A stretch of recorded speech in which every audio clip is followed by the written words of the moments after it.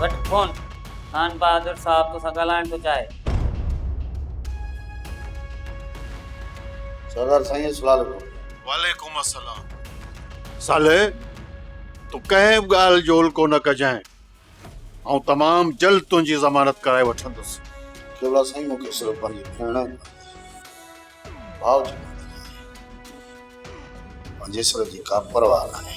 तुंहिंजी भेण खे मूं पंहिंजी हवेली में रहायो आहे, पर हुन जो चवण हो त हू शाह मुराद ख़ान जे घर वञण थी चए पई त आउं उते ख़ुशि रहंदुसि।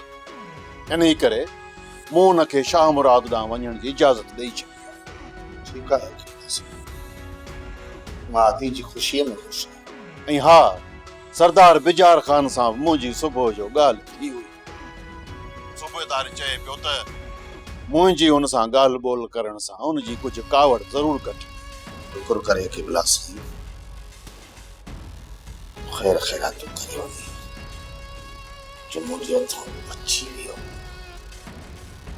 त सॼे राज में कुते जीअं केले केले मारियांसि।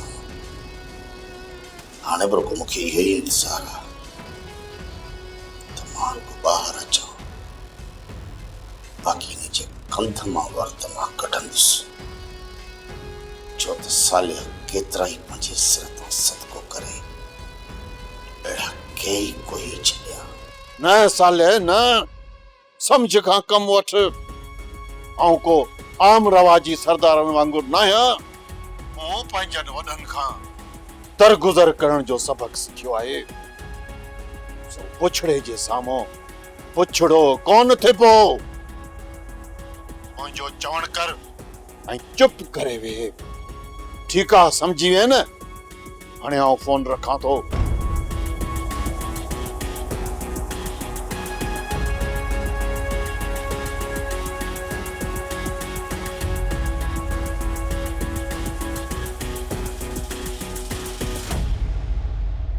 चिबड़ा खान, हाणे कीअं तबियत अथई? लिंगन जो सूर कीअं अथई? चओ करियो, तूं मुंहिंजो फिक्र न कर।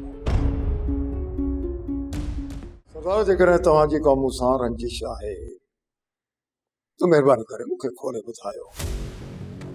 जेकॾहिं मुंहिंजी का कोताही या ग़लती आहे त मां तव्हां खां हथ ॿधी माफ़ी वठंदुसि। पहिरियां तूं कंध हेठि करे पोइ ॻाल्हाए। मूंखे ख़बर आहे तूं केतिरो मुड़ुसु माण्हू आहे। सरदार जेकॾहिं मां मुड़ुसु माण्हू न हुजां हा न त हे तव्हांजो अखियूं मुंहिंजे उचे घाट में न हुजनि हा। पंहिंजो लहजो दुरुस्त कर। महिरबानी करे तूं बि पंहिंजो रवैयो दुरुस्त कर।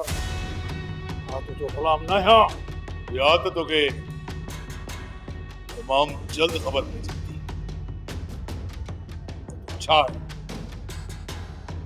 ॾिसी छा थो जो खंबो टंगे मथो कूड़े गदर ते चाढ़े सॼे ॻोठ में सर्कस करायोसि त जी मुड़ुस जी इज़त थिए।